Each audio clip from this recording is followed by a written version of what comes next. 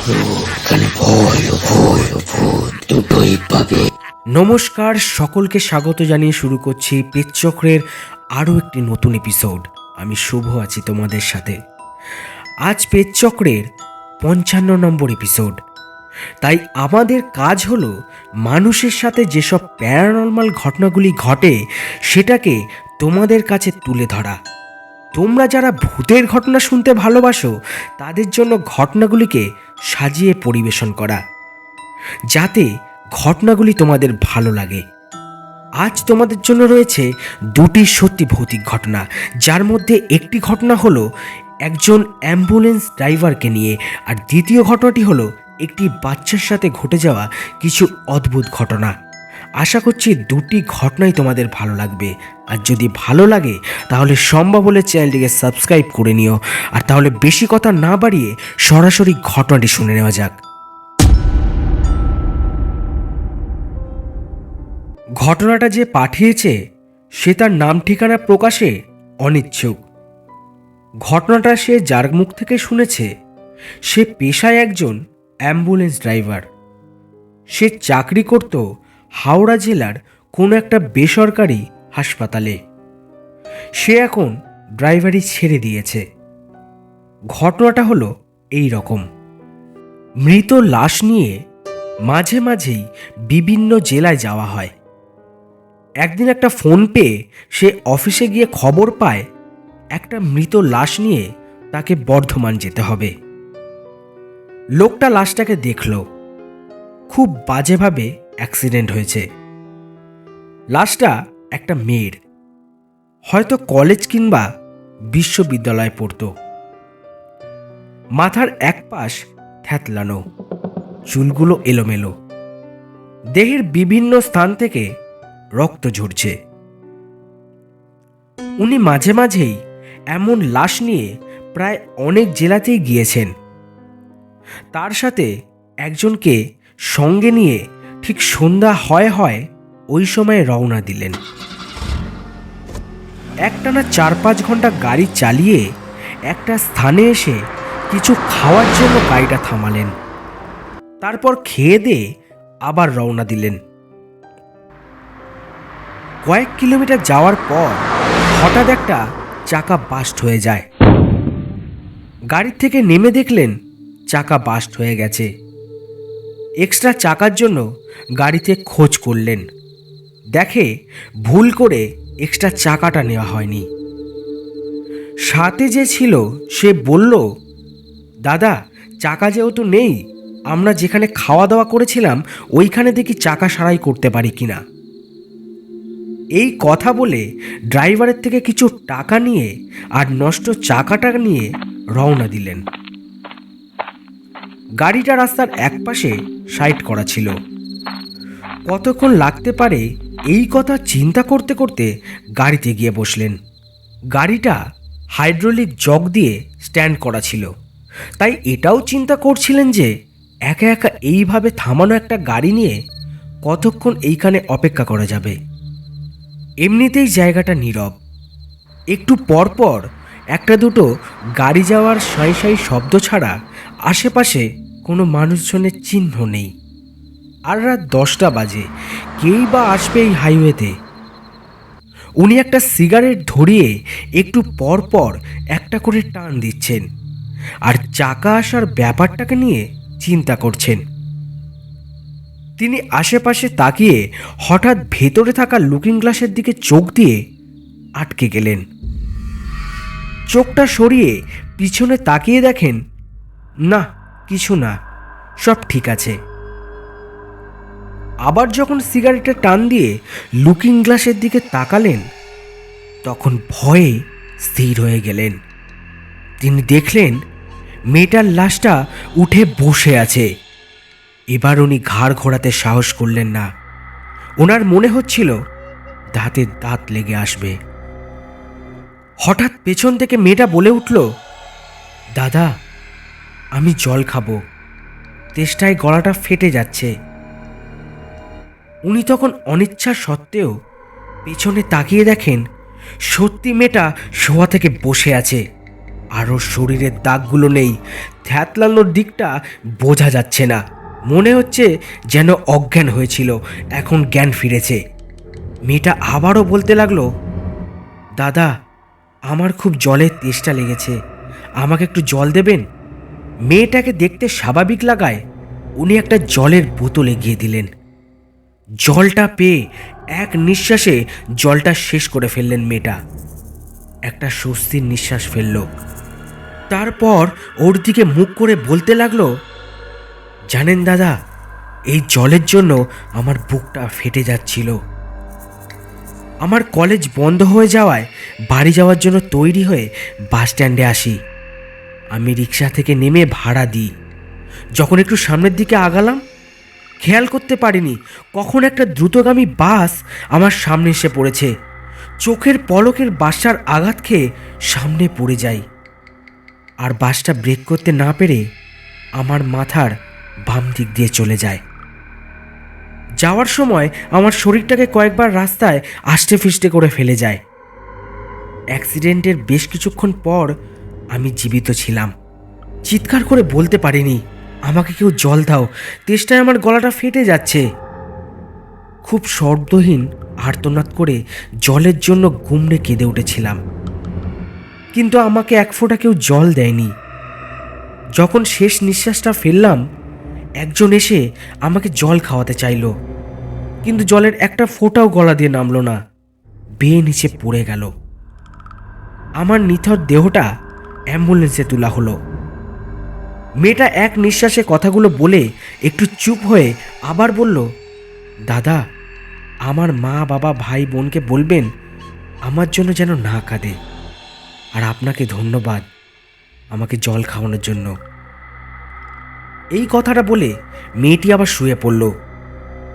তখনই যে চাকা ঠিক করতে গিয়েছিল সে এসে ডেকে বলল, দাদা চাকা ঠিক হয়ে গেছে, চলো ফিটিং করতে হবে। হেলপারের গলার আওয়াজ পেয়ে ড্রাইভার ধরপড়ে জেগে উঠে বসে এবং দেখে তার পুরো শরীর ঘামে ভিজে আছে। তখন সে বুঝল এটা স্বপ্ন ছিল, কিন্তু তার পাশে থাকা জলের বোতলটা পুরো খালি ছিল।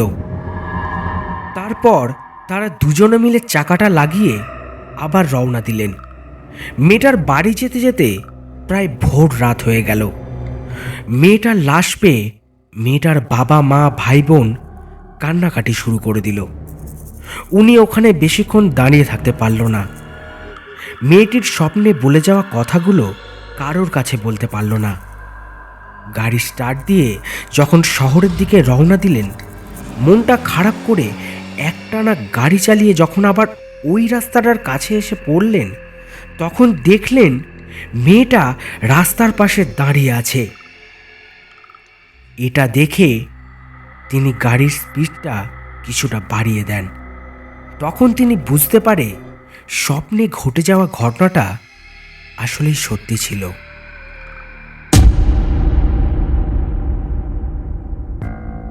তাহলে কেমন লাগলো আজকের প্রথম ঘটনাটি? আশা করছি প্রথম ঘটনাটা তোমাদের ভালো লেগেছে, আর যদি ভালো লেগে থাকে তাহলে অবশ্যই লাইক করে দিও। এই রকম অ্যাম্বুলেন্স চালকের সঙ্গে ঘটে যাওয়া ঘটনা তোমরা অনেকেই আমাকে পাঠিয়েছো, তার মধ্যে থেকে একটা ঘটনা তোমাদেরকে আজকে শোনালাম। যদি এই রকম ঘটনা আরও শুনতে চাও তাহলে অবশ্যই বেশি বেশি করে লাইক কমেন্ট করে দিও, তাহলে আমরা আরও বেশি মোটিভেটেড ফিল করব, আর তোমাদের জন্য আরও এই রকম ভয়ানক ভয়ানক ঘটনা উপহার আনবো।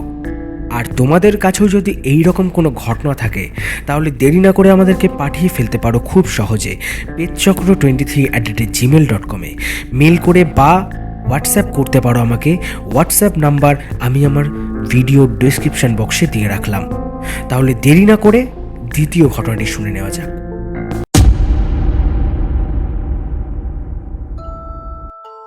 আমি দিশা। আজ যে ঘটনাটা শেয়ার করব সেটা আমার মায়ের মুখ থেকে শোনা একটা ঘটনা, মায়ের বাপের বাড়ির এলাকার। আমাদের ছোটবেলাতে মা মাঝে মাঝেই গল্প করতো যে মায়েদের ছোটবেলায় নাকি গ্রামে প্রচণ্ড ভূতের উপদ্রব থাকতো।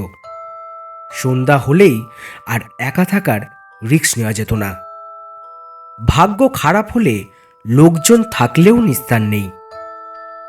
মায়ের মুখ থেকে শোনা যে ছোট থেকে শুরু করে বিয়ের পরপরও মাকে অনেক ভুতুড়ে ব্যাপারের সম্মুখীন হতে হয়েছে।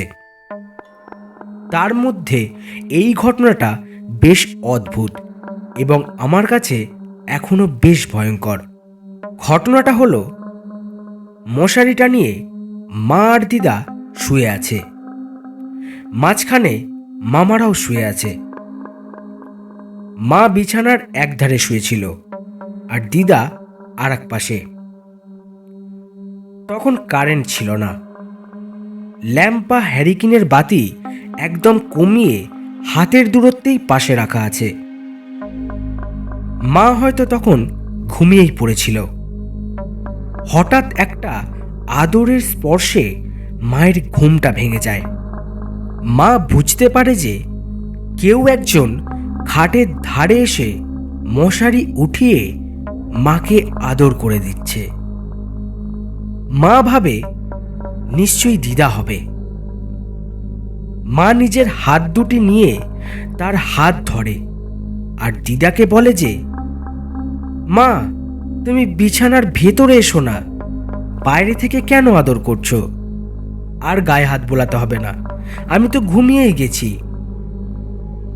এই বলে সেই হাতটাকে নিয়ে নিজের বুকের ওপরে চেপে ধরে রেখেছে। দিদা একটু চমকে উঠে পড়ে আর মাকে বলে যে, কে তোর গায়ে হাত বোলাচ্ছে? আমি তো এত দূরে শুয়ে আছি। দিদার কথাটা শেষ হওয়ার সঙ্গে সঙ্গে মায়ের দুহাতের মধ্যে ধরে রাখা হাতটা সজোরে মায়ের দুহাতকে ছিটকে সরে যায় আর মায়ের মশারির কোণটা হঠাৎ করে খুলে যায়। তখনই মায়ের পাশ দিয়ে একটা গরম হাওয়া ভেসে যায়। মা হঠাৎ করে উঠে বসে পড়ে। দিদার সাথে সাথেই বিছানা থেকে নেমে মশারির কোণটা টানিয়ে দেয়। ল্যাম্প নিয়ে গোটা ঘর ভালো করে দেখে নেয়। দেখে দরজা তো ভেতর থেকে বন্ধই আছে। খাটের নিচেও দেখে কেউ নেই। তখন দিদার কিছু না বলে মাকে জড়িয়ে ঘুমিয়ে পড়ে। পরদিন সকাল থেকে মায়ের খুব জ্বর, পেটে ব্যথা, ওষুধ খাওয়ালেও কমছে না। তখন দিদা মায়ের থেকে কাল রাতে ঘটে যাওয়া ঘটনার কথা আবার শুনতে চায়।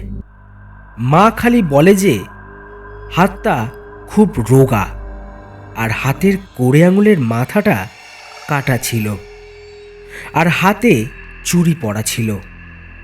কারণ অন্ধকারে মা এর বেশি কিছু দেখতে পায়নি বা বুঝতেও পারেনি।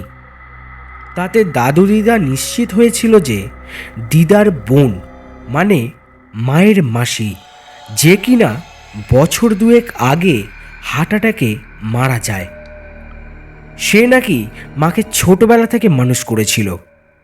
তার নিজের কোনো ছেলে মেয়ে ছিল না, তাই সে মাকে নিজের সন্তানের মতোই মানুষ করেছিল।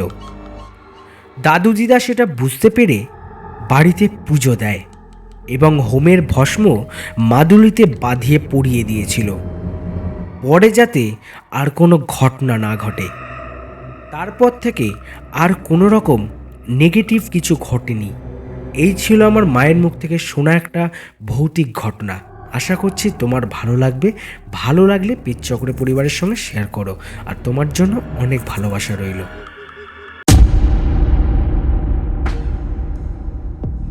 তাহলে কেমন লাগলো আজকের দ্বিতীয় ঘটনাটি? আশা করছি আজকের দ্বিতীয় ঘটনাটি তোমাদের খুব ভালো লেগেছে। প্রথম ঘটনাটিও খুবই ভালো লেগেছে ও ভয়ের লেগেছে। তোমাদের কোন ঘটনাটা বেশি ভালো লাগলো সেটা আমাদেরকে কমেন্ট করে জানিয়ে ফেলতে পারো খুব সহজেই। আর যদি ভালো লাগে তাহলে অবশ্যই কিন্তু লাইক করে দিও। আর যারা নতুন শুনছো, যদি সম্ভব হয় তাহলে চ্যানেলটিকে সাবস্ক্রাইব করে নিও। আর মনে রাখবে, পেটচক্র কোনো কাল্পনিক বা অলৌকিক কোনো কিছুকে সমর্থন করে না। পেটচক্রের কাজ শুধুমাত্রই শ্রোতাদের মনোরঞ্জন করা। তাই আশা করব তোমরা ভৌতিক ঘটনা শোনার আনন্দেই ঘটনাগুলিকে শুনবে। আর যে ঘটনাগুলি তোমরা আমাকে পাঠাও, সেই ঘটনাগুলির যাতে ভৌতিক আবহাওয়া বজায় থাকে, সেই কারণে কিছু কিছু জায়গায় প্লট আমাদেরকে চেঞ্জ করতে হয়, যাতে তোমাদের শুনতে ভালো লাগে। আশা করছি এই আমাদের ছোট প্রয়াসটা তোমাদের খুব ভালো লাগছে। যদি ভালো লাগে তাহলে প্লিজ আমাদের সঙ্গে থেকো, আমাদের পাশে থেকো। আজকের এপিসোড এইখানে শেষ করছি। দেখা হচ্ছে পরবর্তী একটি নতুন এপিসোডে। ততক্ষণ ভালো থেকো, সুস্থ থেকো। নমস্কার।